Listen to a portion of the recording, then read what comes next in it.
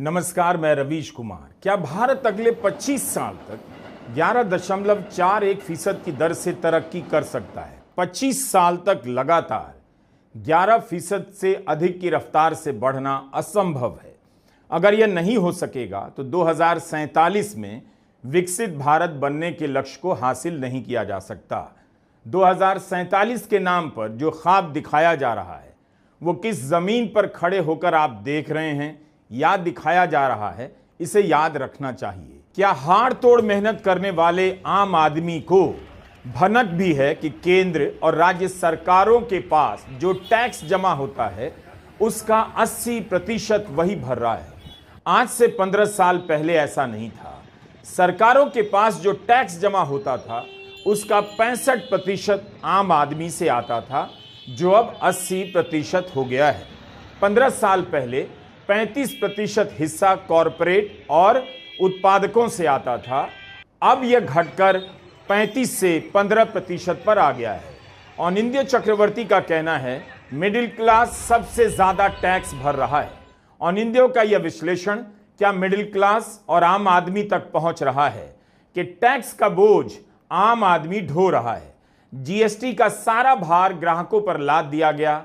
आप कुछ भी खरीदते हैं उसकी कीमत में यह शामिल होता है। पेट्रोल पर लगने वाली एक्साइज ड्यूटी भी ग्राहक पर ट्रांसफर कर दी जा रही है। आम आदमी आयकर, तकरीबन सारा जीएसटी, सारी एक्साइज ड्यूटी, कस्टम ड्यूटी का कुछ हिस्सा चुका रहा है। देखिए, हम लोग अपना दुकान चलाते हैं और दुकान हम लोग 12 घंटा 11 घंटा समय देते हैं दुकान पे। उसके बाद जो महीना का थोड़ा बहुत कमाई होता है उसमें घर खर्च है, बच्चा का स्कूल फीस है और अपने लिए भी कुछ रहता है। मिला जुला के उतना कुछ हो नहीं पाता है। 10 से 15 हज़ार रुपये इनकम होता है। उसमें जो है से मतलब कि खर्चा जो है से महंगाई जो है से बढ़ते जा रहा है, इनकम बढ़ते नहीं जा रहा है। इनकम जो है से घटते आ रहा है और महंगाई जो है से बढ़ते जा रहा है। उसमें जो है से कुछ बच नहीं पा रहा है महंगाई के हिसाब से। इसीलिए जो है से फिर बहुत सारा जो है से मान लीजिए कि पहले जो है से आटा 20 रुपये किलो खरीदते थे और जैसा अभी 40 रुपये किलो हो गया है। उसमें जो है से महंगाई तो धीरे धीरे सब कुछ बढ़ते जा रहा है। हर परिवार इसी में चलाना है। 10 से 12 हज़ार रुपये में कुछ भी नहीं हो पाता है। मान लीजिए वो खेती है जिससे तो अनाज आता है तो घर चल पाता है। अपना गाड़ी है, मोबाइल खर्च है, बहुत सारा बात। फिर उसके लिए फिर ज़मीन जो है पूरा तो कर्जा बयान लेके इलाज करवा लेना तो फिर बेचना पड़ता है। अपना घर परिवार चल जाता है, उससे ज़्यादा कुछ नहीं हो पाता। हम लोग 8 से 10 हज़ार सैलरी उठाते हैं, जिसमें घर का खर्च, बच्चे का पढ़ाई लिखाई इसमें नहीं पूर पाता है। अगर किसी तरह का परिस्थिति खराब होने के कारण जो अपने बाप दादा का ज़मीन है उसको हम लोग बेच के ही इससे ये कर पाते, इससे पूरा नहीं हो पाता। इसका कोई लिमिट नहीं है। कभी 15,000, कभी 20,000, कभी सीजन रहा तो 30,000 रुपया भी चला जाता है। देखिए, उतना में हम लोग को फ्री से परिवार नहीं चल पाता है, मगर यही है कि मिला जुला के चलाते हैं और किससे मांगने जाएंगे। अब आप भारत की प्रति व्यक्ति आय का आंकड़ा भी देख लीजिए, लेकिन ज्यादा चर्चा करने पर एक खतरा है। हो सकता है कि कोई कोर्ट का आदेश लेकर आ जाए कि इस तरह की बातें करने से भारत की गरीबी दिखती है और इसे दिखाने से भारत का नाम खराब होता है। तो आप अपने खबर की कॉपी फाड़ दीजिए, वीडियो डिलीट कर दीजिए। केवल प्रधानमंत्री के जन्मदिन पर बधाई संदेशों से अखबारों को भर दीजिए। जिस देश में किसी भी सरकारी अस्पताल के बाहर गरीबी और लाचारी का समंदर दिखता है, आम आदमी की कोई गरिमा नजर नहीं आती, कभी वह कंधे पर अपने बच्चे की लाश ढो रहा है तो कभी अस्पताल के बाहर तड़प कर दम तोड़ रहा है, उस देश में 2 उद्योगपतियों की मानहानि का मसला बहुत बड़ा हो गया है। इनके बारे में लिखने बोलने पर वीडियो डिलीट करने का आदेश आ जाता है। यह खबर दिव्य भास्कर में है। गुजरात के छोटा उदेपुर में 2 लोग अपने कंधे पर गर्भवती महिला को लाद कर 5 किलोमीटर तक चलते रहे ताकि अस्पताल पहुंचा सकें। रास्ते में प्रसव पीड़ा से महिला की मृत्यु हो गई। इस तरह की अनेक खबरें अलग अलग राज्यों से आए दिन आती रहती हैं कि बच्चे की लाश ले जाने के लिए एम्बुलेंस नहीं मिली तो कंधे पर लाद कर पिता चला जा रहा है, या अस्पताल पहुंचकर इलाज नहीं मिलने से तड़प तड़प कर कोई मर गया है। आम आदमी की जिंदगी की कोई कीमत नहीं, कोई गरिमा नहीं, और ऐसी खबरों से अब किसी को फर्क नहीं पड़ता। लेकिन आम आदमी को पड़ता है, क्योंकि बिना इलाज के वही मरता है। मान लीजिए देश के सरकारी अस्पतालों को उद्योगपतियों के बीच बांट दिया गया, तब उनकी हालत का कवरेज आप कैसे करेंगे? कुछ भी आप दिखाएंगे, उन 2-4 उद्योगपतियों की मानहानि हो जाएगी, उनके बनाए हुए पुल के गिर जाने से लोग मर जाएंगे, तब भी आप उसका कवरेज नहीं कर पाएंगे। यह काफी चिंता की बात है। एक तरफ आप एयरपोर्ट, स्टेशन, बिजली, पानी की सप्लाई, स्कूल, अस्पताल से लेकर जंगल और खेत से लेकर बाग तक 2-4 उद्योगपतियों में बांट रहे हैं, तो आप इन जगहों पर पीड़ित जनता की कहानी कैसे कहेंगे? जनहित के सारे सवाल मानहानि के आगे कुचल दिए जाएंगे। आप अस्पतालों की दुर्दशा पर रिपोर्ट नहीं कर पाएंगे। किसी भी उद्योगपति की जिसके कारोबार का संबंध सरकार की नीतियों से है, सरकार से मिली हुई जमीन से है, जिस जमीन पर एयरपोर्ट बना उसे जनता ने दिया, किसानों ने दिया, फिर उन नीतियों पर बात करने से उस उद्योगपति की मानहानि कैसे हो जाती है? अगर आप सब कुछ खत्म कर देना चाहते हैं, इसमें भागीदार बनना चाहते हैं, मैं आपकी बात कर रहा हूं, तो कोई बात नहीं। हमारा काम है आपको समय समय पर बता देना। क्या आप चाहते हैं कि उद्योगपति की ताकत इतनी बड़ी हो जाए कि कोई सवाल ना उठा सके? क्या आपको पता है ऐसा होने से आपकी अपनी हालत क्या हो जाएगी? याद रखना चाहिए, बिहार की 1/3 आबादी महीने का 6,000 रुपया भी नहीं कमा पाती है। इतनी गरीबी है बिहार में। बिहार ही नहीं, भारत के स्तर पर देखिए, भारत में प्रति व्यक्ति आय मात्र $2,381 है। जो विकसित देश हैं उनकी प्रति व्यक्ति आय $14,006 है। भारतीय रुपए में प्रति व्यक्ति आय एक साल में 2,10,000 और विकसित देशों की प्रति व्यक्ति आय 12,29,699 है, यानी 10,19,000 ज्यादा है भारत की प्रति व्यक्ति आय से। सी रंगराजन रिजर्व बैंक के पूर्व गवर्नर हैं। उन्होंने एक भाषण में कहा है 2047 तक अगर विकसित भारत बनना है तो क्या भारत में प्रति व्यक्ति आय $18,414 हो सकती है। उनके हिसाब से यह काफी मुश्किल काम है। इस स्तर पर पहुंचने के लिए ग्रोथ रेट 11.47% की दर से होनी चाहिए, वह भी अगले 25 साल तक। अगर इस दर से भारत की जीडीपी बढ़ेगी तभी भारत विकसित देशों की प्रति व्यक्ति आय की बराबरी कर सकेगा। टाइम्स ऑफ इंडिया की एक खबर है, जरा नजर कीजिए। इसके अनुसार 2024-25 में जितने लोगों ने टैक्स भरा उसमें सबसे बड़ा समूह उन लोगों का है जिनकी आमदनी 2.5 से 7.5 लाख के बीच में है साल में। आयकर भरने वालों में 2.5 से 7.5 लाख कमाने वाले लोगों का प्रतिशत 60% से भी अधिक है। इसमें भी 2.5 लाख कमाने वाले 10% हैं, 2.5 से 5 लाख कमाने वाले 34% और 5 से 7.5 लाख कमाने वाले 26.7% है। यानी आयकर भरने वालों में सबसे बड़ा समूह उनका है जो महीने का 20 से 40 हजार ही कमा रहे हैं। 25 लाख से अधिक का रिटर्न फाइल करने वाले सिर्फ 2.5% लोग हैं। तो यह है भारत की आम जनता की आर्थिक सच्चाई। एक तबका पैसे वालों का है, उसके पास पैसा भी है और काला धन का अकूत भंडार वह भी है। हाल ही में असम में नुपुर बोरा के घर से 2 करोड़ कैश और जेवरात मिले। नुपुर असम सिविल सेवा की अफसर है। इनके पास इतना पैसा कहां से आया? ये लोग पैसे से किस तरह खेलते होंगे सोचिए। ओडिशा विजिलेंस विभाग के ट्विटर हैंडल पर आए दिन लाखों करोड़ की नकदी पकड़े जाने के वीडियो आते रहते हैं। भारत की नौकरशाही में कौन कहां बैठा है और करोड़ों रुपया अवैध रूप से कमाकर ऐश कर रहा है, आप जानते भी हैं, लेकिन कुछ कर नहीं सकते। अफसरों के करप्शन के नेटवर्क का कोई बाल बांका नहीं कर सकता। बीच बीच में छापे की खबरों से जनता को संतोष करा दिया जाता है। इसी तरह भारत में काले धन पर पलने वालों की एक बहुत बड़ी संख्या है जो ना तो नियमित रूप से दफ्तर जाती है ना फैक्ट्री जाती है, मगर लाखों रुपए की गाड़ी और काफिला लेकर इस नेता से उस नेता के घर चक्कर लगाती है। आप अपनी कमाई देखिए और ऐसे लोगों का ऐश देखिए, पता नहीं चलेगा इनके पास कहां से पैसा आ रहा है। कहने का मतलब है कि आप कैसे भी देखें, भारत का सिस्टम भेदभाव से भरा है। कोई मर कर काम कर रहा है मगर पैसा नहीं बच रहा, कोई कुछ भी नहीं कर रहा, टैक्स भी नहीं दे रहा, लेकिन लाखों करोड़ों रुपए के काले धन से खेल रहा है। जो ईमानदार है उसे डराया जाता है, जो भ्रष्ट है उसके लिए सारी दुनिया उसके कदमों में है। मोदी जी, नीतीश जी भ्रष्टाचार के बारे में बोलते हैं, किस मुंह से बोलते हैं भ्रष्टाचार में? इनके केवल इंजीनियर साहब, ग्रामीण कार्य विभाग के इंजीनियर साहब 100 करोड़ रुपया पकड़ाता है। एक इंजीनियर के घर से कितना करोड़ रुपया था? कम करोड़ रुपया तो जला दिया। और इनके विभाग के मंत्री ग्लोबल टेंडरिंग कर रहे हैं और 100 करोड़ रुपया इंजीनियर के घर मिल रहा है, पैसे को जला दिया जा रहा है। ये मुख्यमंत्री जी, और आप दिन रात उसी मंत्री के यहाँ सुबह पहुंचते हैं, शाम में पहुंचते हैं। ये खेला भ्रष्टाचार का बिहार की जनता पहचान गई है।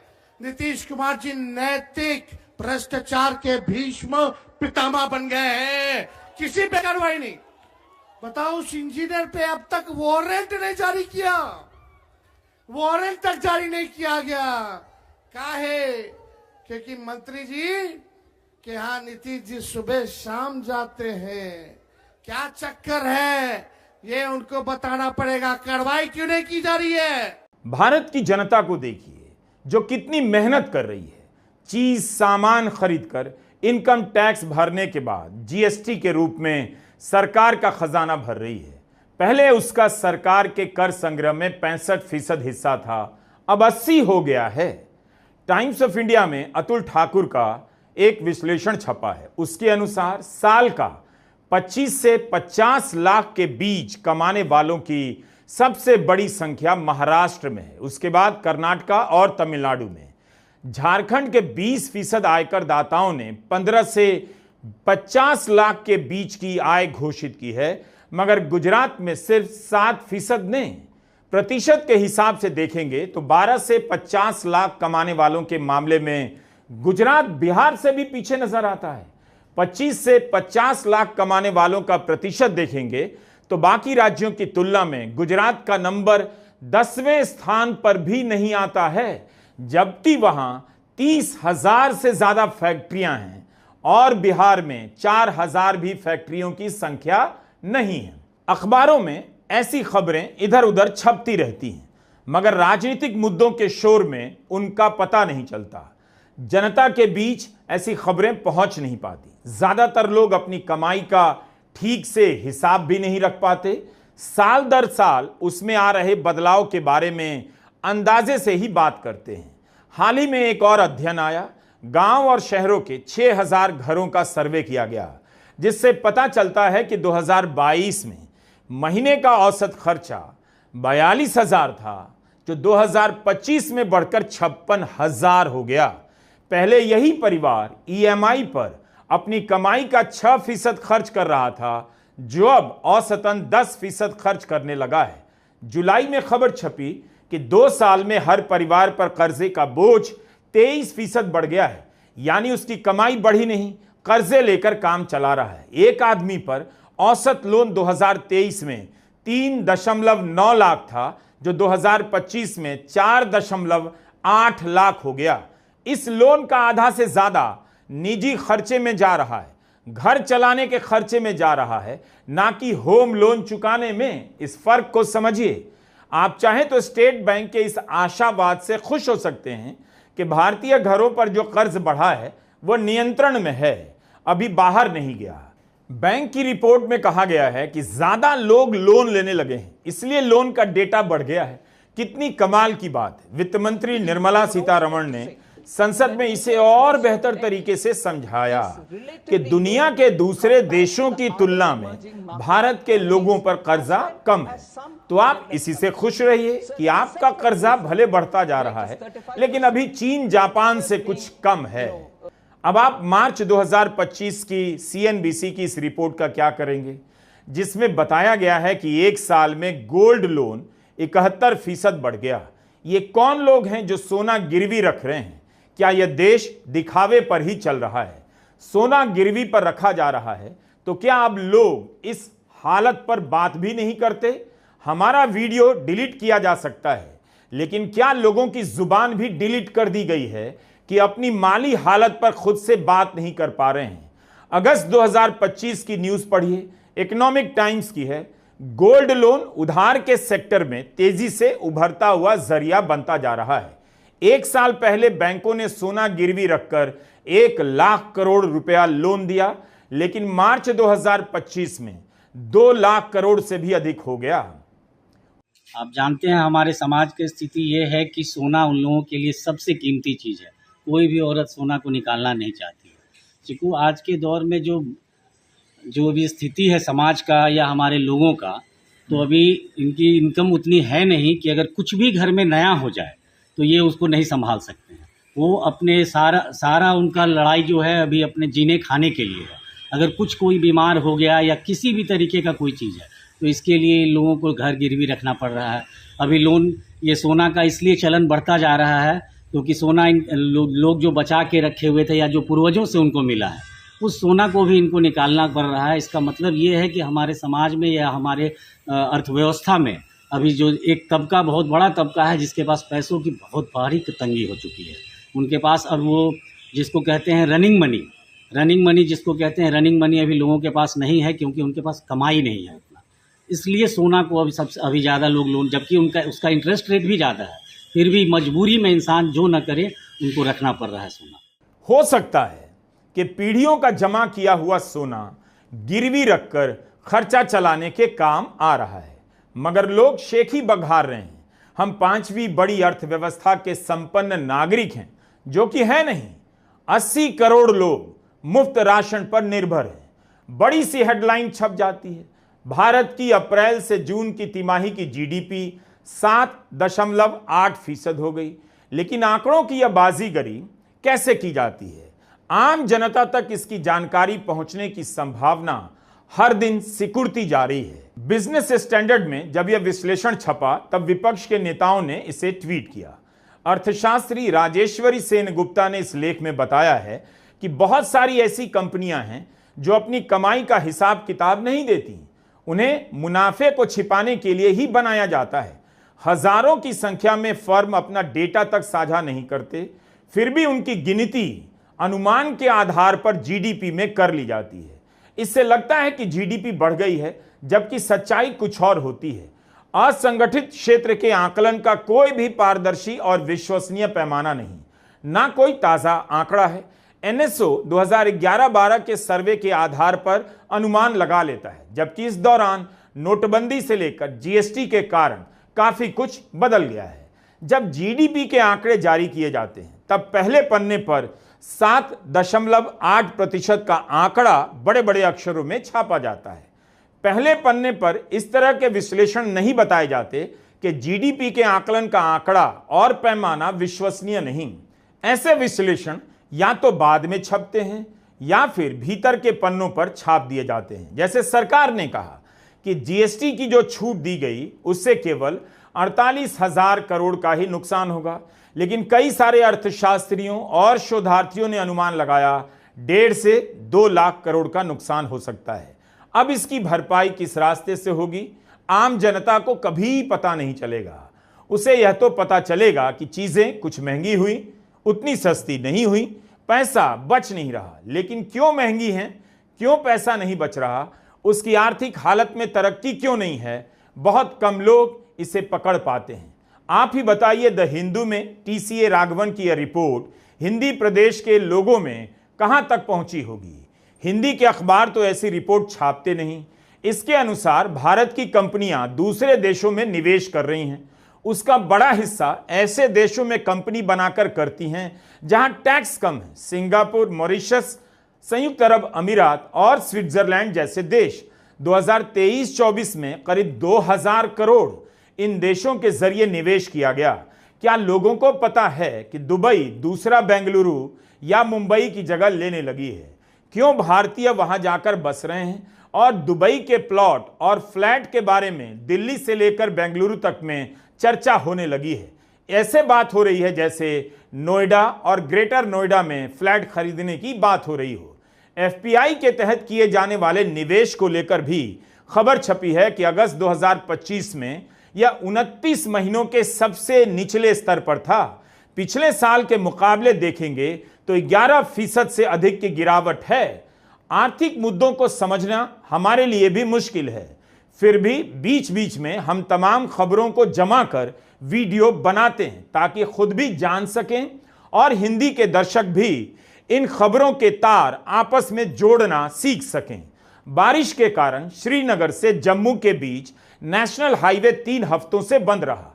हजारों करोड़ लगाकर 4 लेन की सड़क बनाई गई। किस तरह से अध्ययन और सर्वे किए गए कि पहाड़ खिसकने लगे और इसका अंदाजा पहले से नहीं किया गया।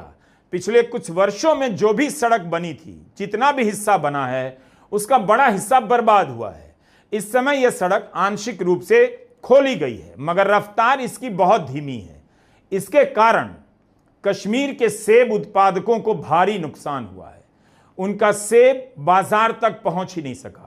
उनका कहना है कि कश्मीर में कई मुश्किल दौर आए, लेकिन सेब के निर्यात पर ऐसा असर कभी नहीं पड़ा जैसा इस बार पड़ा है। ज्यादातर किसानों के पास फसल बीमा नहीं है। अब आप सोचिए, सेब के कारोबार से 35 लाख परिवार जुड़े हैं और उनकी समस्या पर कहीं कोई घनघोर कवरेज नहीं है। द हिंदू में पीरजादा आशिक की रिपोर्ट है कि यह नुकसान कई 100 करोड़ का हो सकता है। सोचिए, इस देश के किसानों को कई 100 करोड़ का नुकसान हो रहा है और किसी को फर्क नहीं पड़ता। देश का 70% सेब कश्मीर से आता है। यही सेब अब महंगा होगा और क्वालिटी भी खराब मिलेगी, तो आप खरीदेंगे और आपकी जेब से पैसा निकलेगा, बचत घट जाएगी।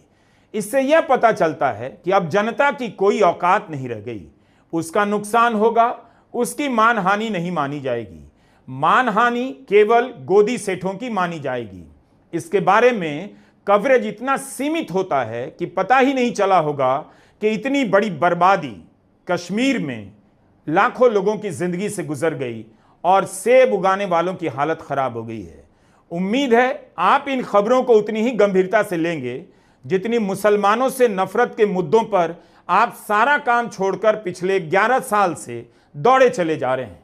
असम बीजेपी का विज्ञापन आपने देखा होगा, काफी विवाद हो रहा है, मगर इसी तरह से राजनीति होती रही, घुसपैठ के नाम पर नफरत का भूत खड़ा किया जाता रहा, तो आपको पता ही नहीं चलेगा आपकी जेब में कौन घुसपैठिया आ गया जो खाली करके चला गया और आप झाल बजाते रह गए। नमस्कार, मैं रवीश कुमार।